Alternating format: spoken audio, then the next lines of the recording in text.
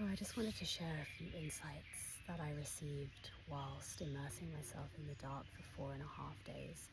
I've been deeply called to enter into the darkness for quite some time, and even though darkness is a big part of my practice and I go in for hours at a time and I live and I feel deeply within my core this predominant void, which many of us feel, and I want to share about this in the end because there is the void that we all are and all are a part of. So when we enter into darkness and immerse ourselves fully in the teachings of darkness, we remember the core of who we are. And one of the biggest revelations in being in the darkness for 4.5 days was, with no external light, the only light I was able to see was that of my own.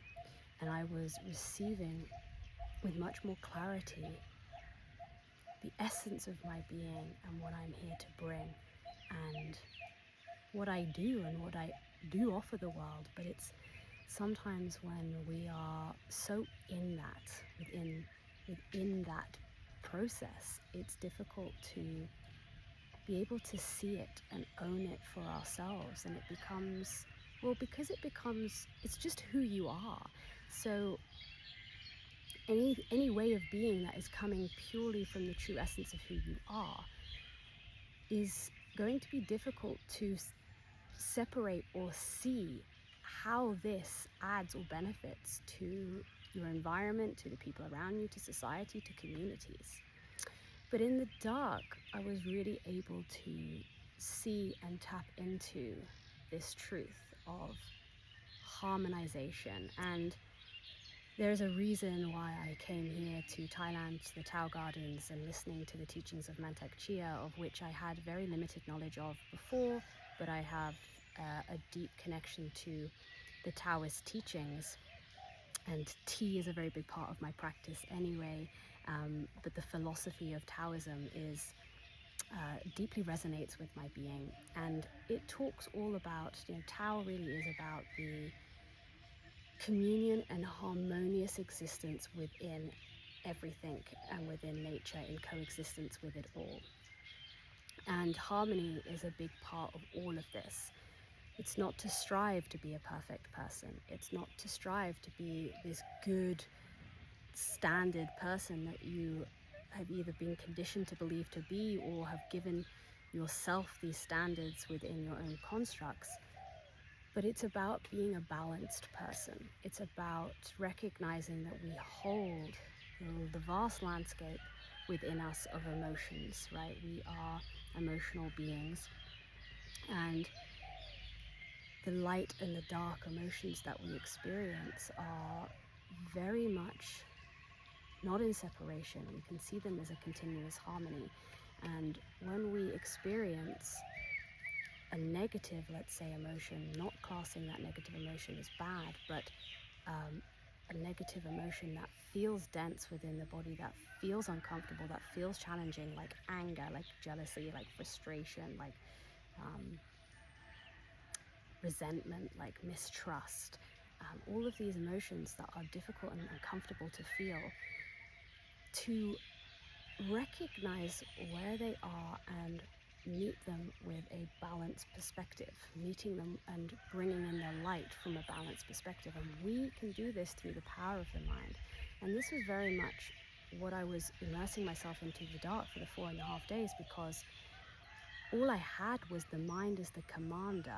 I was aware of my inner landscape and existence without attachment to it, based on my practices for many years, and being able to navigate my inner landscape as an observer of it and not as an attachment of my identity. This is often the first step that we really need to master, is mastering our own emotions. And when we can do this, we are able to command, with the power of the mind, the brain, the energy to transmute, right? We are energetic beings, and we cultivate energy. Bearing in mind, we are absorbing and emitting energy continuously to everything around us. So this is why environments that we're in majorly impact what we think and what we feel if we aren't aware of how to master this energy and transmute it and alchemize it as such. So we also forget that we are part of the whole, we are part of nature, and one of our biggest forces that we can call upon is the forces of nature. The earth, the wind, the fire, the water, the thunder and lightning, the mountains. They do not have to be right in front of us for us to be able to call upon these forces and powers, because we are already interconnected to it all. So we can simply visualize, simply feel the essence of that. So when I was in the dark, what I noticed was happening very naturally within my being was whenever there would be a negative memory, imprint, or emotion that I felt arise, what I noticed was very, very quickly, within the same moment, almost simultaneously, that happened instantly, I would receive a good memory, ones that filled me with love, gratitude, support, reminding me of all of the deep holding that I have around me, that counterbalanced that memory. And this is the process of alchemy, inner alchemy. Again, not about choosing to be one and holding yourself to one, because all is going to be existing, but it's recognizing and counterbalancing, right? Like the yin and yang symbol that spirals around in and upon itself, and this is what creates energy. This is what, that is the creative energy that helps everything be in movement, in momentum, and in flow. When we hold ourselves to one, we get stuck and attached in that one place. So the teachings are very simple, and the practice is what's necessary daily to check in and tune in. This is how we can notice whether we are in alignment or not. The quicker we can pick up on where we feel out of balance or misaligned and inner alchemize this, we come back on track again. And it's something that, because we are energetic beings, it's never a state that you reach that the process becomes faster, the alchemy becomes faster, because your awareness is expanded. So you have more awareness of when you're feeling out of balance or what that feels like in your body. And this is really the process of what we're doing. And even though I've been doing this work for so long and explaining it in many different ways, it almost like deeply landed a lot more. Yeah, it just deeply landed with a resonance within me that was like, of course, like, actually, where have I been overcomplicating the system? So the process of being in the dark room was revealing all of this inner insight.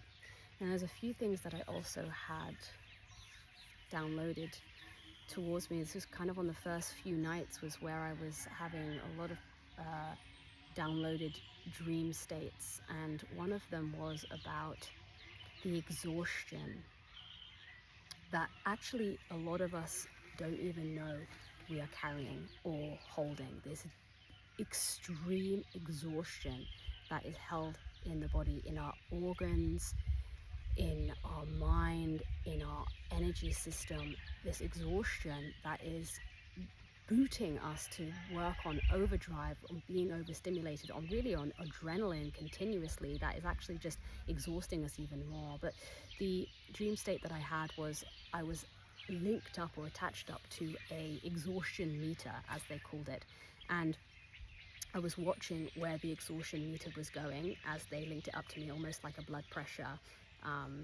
like if you were doing a blood pressure test.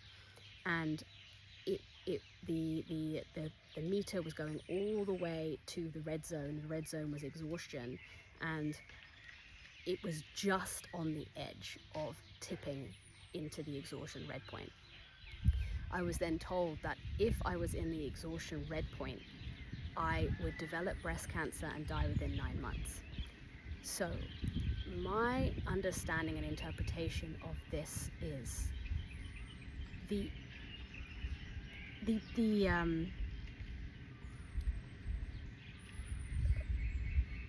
the grand level of what it is as a humanity that we need to recognize where we are deeply operating from a place of exhaustion and how this is killing us slowly. We may not even recognize we are operating from this place of exhaustion because it's just become the normal. But there are signs that your body reveals to you: indigestion, what's going on in your body. Are you receiving headaches? What is your body experiencing or signaling to you that is letting you know there is an exhaustion? You're reaching that point of exhaustion. We all hold this responsibility to maintain our energy systems. We are a system. We are a system that is operating within the ecosystem. Everything has its structures, its systems to maintain its optimum state of vitality. And we each hold a responsibility to know or maintain that, given that we are in this world with so much overstimulation, with AI that is skyrocketing and making things happen instantaneously, which we as human beings are never going to be able to keep up with. And I feel like this is where we're at the moment, is our systems are trying to keep up with something that is not humanly possible and definitely not sustainable. And I know this has been happening for years, but it's only getting faster within the AI technological advancements. And yeah, it's only getting faster. And so in that same space, we're like, okay, I have to keep up. But no is the answer to that, because in that you'll be sending yourself into an early grave. You are creating the disease, and in this case of what I was revealed to me, specifically the early onset of cancer, which we are really seeing a rise in a lot of younger people getting cancer at an early age. And this is really, really concerning and worrying.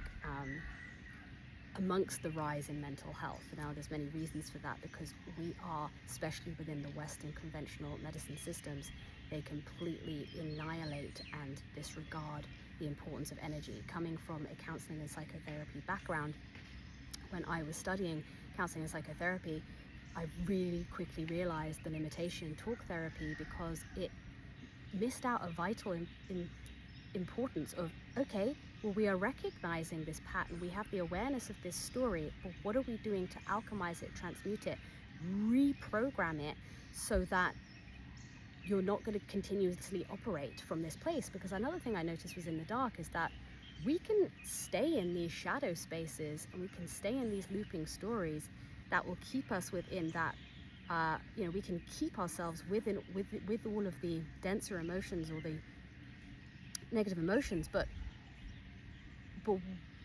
if we're not shifting that or transmuting it into the light in any possible way, or recognizing that we have the power of the mind to be able to do that, then we're going to stay in those shadow spaces. We're going to stay in that limbo space, and nothing is moving. Remember, coming back to that state of the yin and yang and the continuous momentum and motion is what keeps everything moving. So there's many beautiful moments that we received in the darkness with this motto that we were told to go in with and hold, as almost like our mantra: forgive, forget, let go. And when you're in that space with all of your inner landscape, all of your inner stories, all of the thoughts that are popping in, there is nothing else to do but forgive, forget, let go. Maybe feel first. Maybe feel, forgive, forget, let go. I'm going to add that one in. Because you want to acknowledge what's here. It's not about trying to suppress it straight away. It's about acknowledging, okay, I see you, forgiving, forgetting, letting go. And there is more that I can share from this process, but it's also still emerging within me, because the clarity that I received was already insight that I had felt a few months ago, but was afraid or unsure on how to act on it. And when I received the same clarity in the dark, it was like, okay, there's no question to this truth, because I am sitting with no other influential energies around me, and this truth is coming and arising from within me. How do you know that this is what it is that you need to follow? Because it feels certain in your body and being. It feels like a certain voice. And I was moving through landscapes of feeling into the array and fear of so many things that are happening in my life in this time of great transition, and what that is requiring of me to step into, and questioning my ability and readiness. And then I remembered the power of the mind and the power of willpower, or the strengthening of the mind and the power of our willpower. And this is the force that is created. And then, of course, within that process and realization, within the dark room, I had a massive purging within my solar plexus, and indigestion issues as well, vomiting, clearing out all of this old, outdated energy that is holding on to any fear of inadequacy, inability to do what this task, this really expansive new project and opening that is here for me, and starting to own it. And within the dark as well, another thing was I was really owning my story in this lifetime, who I came into this world to be. And I had a very challenging birth, so I moved through, I was born dead, I was strangled on the umbilical cord, came into this world with a deep tanglement, very karmic soul tie tanglement. So part of my mission and purpose here is to come in to untangle for the liberation of all. And I'm very much walking this path now. And I have been guiding and supporting women for over the past 5-6 years. And there is something that is calling me, and I've already taken steps in order to create this and make this happen, to be in community spaces and have this retreat hub space where we can come and dive deep into these transformational portals. Because for me, along my journey, going to retreats, completely coming away from the known world, from my everyday, stepping completely outside of that box, has really what's allowed me to see from a different perspective and apply what is needed for me in that moment, in that now. Often trying to figure out yourself and your space within the same environment, doing the same things, is going to be very, very challenging. And so for me, in this case, it was completely immersing myself in the nothingness was what revealed the everythingness. And this process is still integrating. It's only been just over 24 hours since I've come out, and the world is so much more alive and vivid, and I have more strength and motivation and focus actually on what is really pursuing my calling now. It does not disregard anything that I have come from, because all of that has got me to where I am now. But the way that I'm going to be showing up and not showing up, most importantly, is going to be shifting and changing as I focus on these creative projects and the retreat hub that is really going to be practices and processes and a space in itself to deliver these experiences and places for transformation to take place, to assist in helping us navigate this paradigm shift that is going on regardless, and how we can fully step into owning, knowing, listening deeply to our own wisdom without the comparison of anyone else's. This is really to live harmonious amongst each other. We must each know and hold the essence of our energy that we are here to bring. We are all here to bring impact. Otherwise, we wouldn't have come. So remembering that. Okay. More will come in the next part, but for now, this is my share. Lots of love.